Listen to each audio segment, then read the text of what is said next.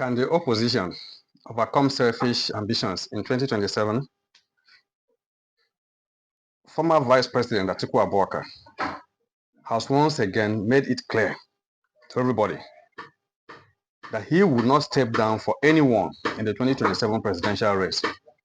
The declaration, firm and familiar, echoes his long-standing belief that he remains the most experienced and prepared contender to rescue Nigeria from its current economic and political turmoil. Let us listen to him, and I'll be right back. Abubakar, muna godiya da ka bamu wannan dama mu tattauna da kai. Ka fice daga jam'iyyar PDP wanda ake ganin annan ka fi karfi kuma ake maka kallon ma mai karfin fada aje a jam'iyyar. Kwatsam sai muka ji labarin ka fice. Me yayi zafi?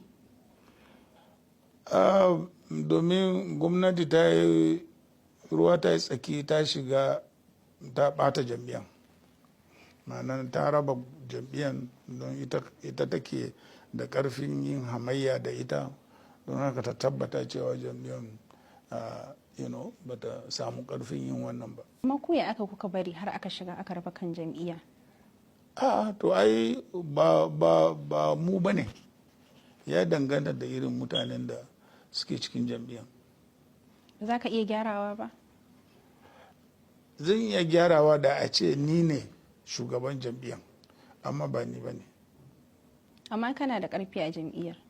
Ina da ƙarfi, amma ina da ƙarfi ni ba chairman ba, ni ba secretary ba, ni ba gwamna ba, to ta yaya zan yi gyara?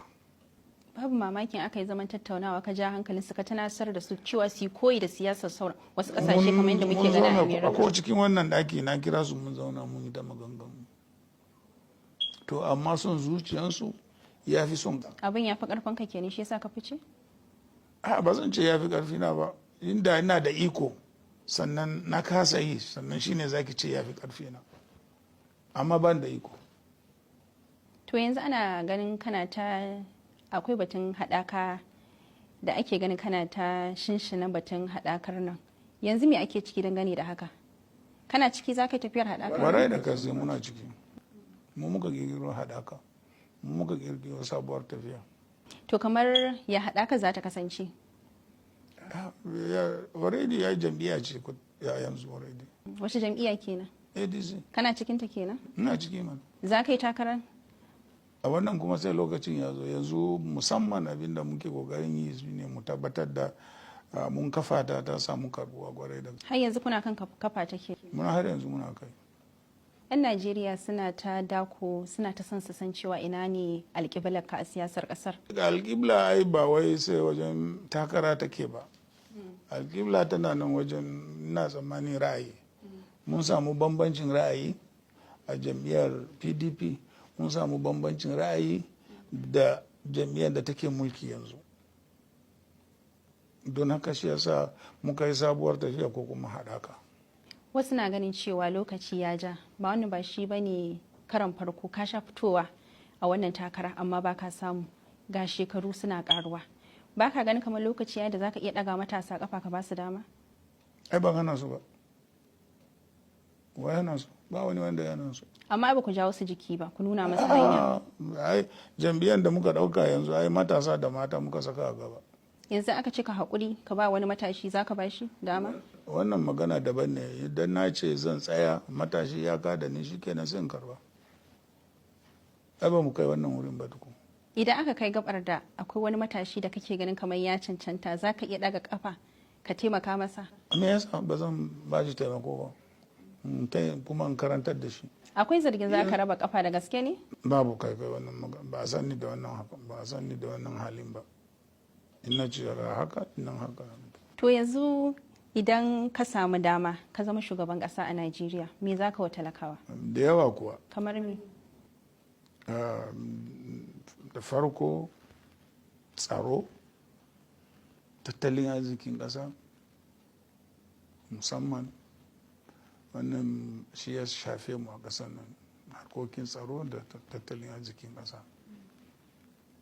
Akwai batun tattalin arzikin Najeriya da ake ta samun korafe-korafe a kai. Kai me ra'ayinka a kai da yadda kamun da yin gwamnatin shugaba Tinubu yanzu? To ai na riga na yi Allah wadai da shugaban Tinubu yanzu musamman wajen harkar tattalin arzikin ƙasa, domin ba su tunanin talaka sai dai kansu ko kuma masu kuɗi. Wasu na ganin cewa la'akari da halin da ake ciki da ƙorafe-ƙorafe da kuma kai ma burinka na ganin cewa nan gaba Allah ya cika ma ka zama shugaban ƙasar Najeriya. A baya lokacin Obasanjo ka samu dama amma baka karba ba, ka taɓa yin nadama? Lokacin gwamnoni sun fito sun ce ba mu son Obasanjo, kai ka tsaya, na ce ba haka ke ba, tilas mu ba shi yancin shi ya gama shekarun shi 8 ya tafi, don kada a ce muna nuna bambanci ko wani abu. Yanzu kana ganin zaka samu haɗin kai daga jam'iyyar ku ta haɗaka kai nasara nan gaba? Me zai hana idan sun gana dace? Idan yau ka zama shugaban ƙasa, menene abu na farko da za ka yi? Zan tabbatar da zaman lafiya musamman a arewacin Najeriya, sannan kuma da farfaro arzikin ƙasa musamman mutanenmu. Wannan shine kusan abin da shugabanni da dama ke cewa, amma idan suka samu wannan kujera sai a ga abu na daban. To shugabanni daban-daban ne. Ni mun yi rawan an gani tunda da muka karba kuma muka tabbatar da Najeriya ta zamanto ita ce na ɗaya a Afirka. Ai mun yi rawan an gani, ba wai ba gani ba. To yanzu me zaka ce wa matasan Najeriya? Matasan Najeriya su tsunduma su shiga siyasar sabuwar tafiya haɗaka, tun da dama mun ce jam'iyya ce wanda za mu ba da muhimmanci ga matasa da kuma mata domin mu koya musu su gaje mu. Shekara ta zagayo a kwana a tashi, Najeriya yau ta cika shekara 65 da samun 'yancin kanta. Ya kake ganin wannan rana? To rana ce wanda take da muhimmanci kwarai da gaske, domin shekara 65 a cikin rayuwar ƙasa ko kuma da samun mulki shekaru ne masu dimbin yawa. Don haka sai mu gode wa Allah subhanahu wa ta'ala da ya ba mu yawan rai har muka ga wannan lokacin. To kamar kai ƙashin kan kaya kake ɗaukar rana? To ni a gaskiya lokacin ko na wajen shekara 9 ne ko kuma ma ba ni cikin Najeriya aka samu yancin kai. Daga baya ne of course da aka yi plebiscite, muka zaɓi zama cikin Najeriya, ko dama cikin ta muke. To kamar idan aka kwatanta daga lokacin da Najeriya ta sami 'yancin kai zuwa yanzu, menene wani abu da zaka gani ka ce ga nasarori ko aka san haka da ƙasar ta samu? To alhamdulillah an samu nasarori da dama ta kowane fanni na dan adam zance. Ɗauki misali harkan sufuri da hanyoyi, mu ɗauki misali da inda muke tafiya ba kwalta, yanzu akwai kwalta waɗansu wurare da dama. Makarantu sun ƙaru, jami'o'i sun ƙaru da sauransu. Waɗannan ma ci gaba ne, ko da shike baya ya zaba ba kamar yadda ake zato ba ko kuma yadda ake so ake bukata. Ana maganin cewa ɗabi'un 'yan siyasa ya sauya sosai musamman a wannan lokaci. Wasu ma na musu zargin cewa galibi abin da suka fi mai da hankali shine bukatun kansu ba kishin ƙasa ba. Kai me ra'ayinka akan hakan? Ni ma ra'ayina haka ne, yawancin 'yan siyasa. To me ya jawo haka har a ce ba kishin talaka ko al'umma ake ba sai bukatun kai? To wannan ya danganta da irin zance. Akwai da abinda ake cewa orientation galibi wajen mutum yana girma, wani irin ɗabi'u ya taso da su da sauransu. To waɗannan na tsammani suna ɗaya daga cikin abubuwan da suke shafan shugabanninmu na yanzu. Banda ma shugabanni har da talakawa da sauran al'umma ana ganin kamar babu wannan kishin ƙasan a zukatan mutane yanzu kamar a baya. Haka ne, amma abu ne wanda idan an samu gwamnati wanda ta gane waɗannan abubuwa wanda za ta iya gyarawa da a koyar da daga ɗalibanmu suna ƙanana kishin ƙasa da sauransu, to amma yanzu ba a yi, ba kamar da ba. So kamar kana ɗora abin kan gwamnati ne, kana ganin akwai gazawar? Kwarai da gaske kan gwamnati ne. Misali? Misali yadda mu lokacin da muke tashi a makaranta yadda ake koya mana ɗaibu na yadda za mu kula da kanmu da kuma iyayenmu da sauransu daban yake da yanzu ba a yi haka. Kuma ma malaman yanzu ba kamar malaman da ba ne, zai ki tarar da mutum an ce malami ne amma bai san ma yadda zai karantar da ɗaliban shi da kuma yadda za su yi musamman yadda za su gudanar da rayuwansu da sauransu. But Atiku's insistence also reawakens an old wound, that is, the deep-seated division within Nigerian opposition figures, particularly within the People's Democratic Party and its potential allies. While his resolve may inspire loyalty among supporters, it risks further fragmentation of a coalition that has repeatedly failed to unite against the incumbent. For decades, Atiku has been a recurring face in Nigeria's democratic contest. His credentials from his days as vice president under Olusegun Obasanjo to his expansive political network are beyond question. He commands influence quite well across the north and a respectable following in parts of the south. However, 2027 would not be about experience alone.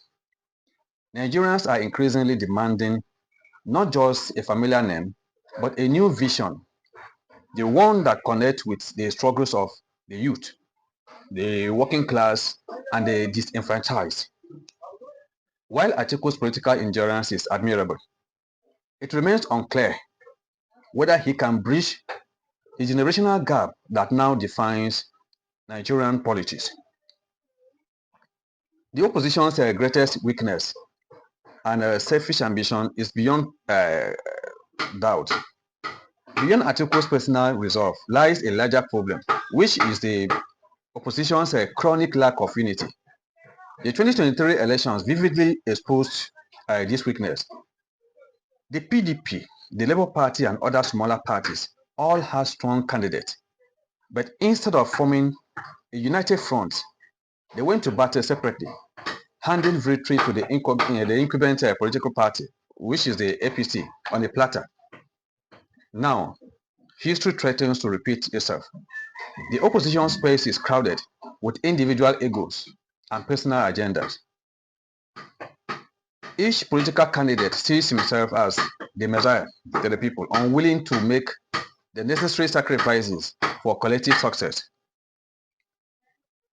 In this environment, even a strong candidate like Atiku faces steep odds against the incumbent. If the opposition cannot reconcile early, perhaps through a structured coalition or a common platform, then 2027 might once again be decided long before the election day. While opposition forces jostle among themselves, the ruling party enjoys the power of incumbency, control of state resources, security structures, and institutional loyalty. History has shown that defeating a sitting president in Nigeria requires not just popularity, but formidable coordination and strategic alliance. Without unity, every opposition figure becomes an isolated voice, easily drowned by the machinery of government propaganda and patronage. Of course, the masses will be on their hand because they deploy every resources. Atiku's resolve to contest is not in itself the problem. The real question and problem is whether he and other opposition leaders can rise above personal ambition to build a coalition that transcends ego and tribe. The 2027 election may not be won by the strongest individual, but by the most united front against the incumbent. If the opposition continues to approach the race as a personal conquest rather than a national rescue mission, then Nigerians may once again witness a divided front and another missed opportunity to or for a change. In my humble submission, Atiku Abubakar stands as one of Nigeria's most seasoned politicians. Yet, his greatest battle may not be against the incumbent, but against the fragmentation within his own camp. Unless the opposition buries its selfish ambitions and speaks with one voice, 2027 could have likely otherwise election be won before the election started. The opposition wants an other selfish inflated pain. Please share. In my humble submission, Atiku Abubakar stands as one of Nigeria's most seasoned politicians. Yet his greatest battle may not be against the incumbent, but against the fragmentation within his own camp. Unless the opposition buries its selfish ambitions and speaks with one voice, 2027 could end like every other election before it, with the ruling party smiling and the opposition nursing the wounds of another self-inflicted defeat. Please share, comment, and subscribe for more. Thanks.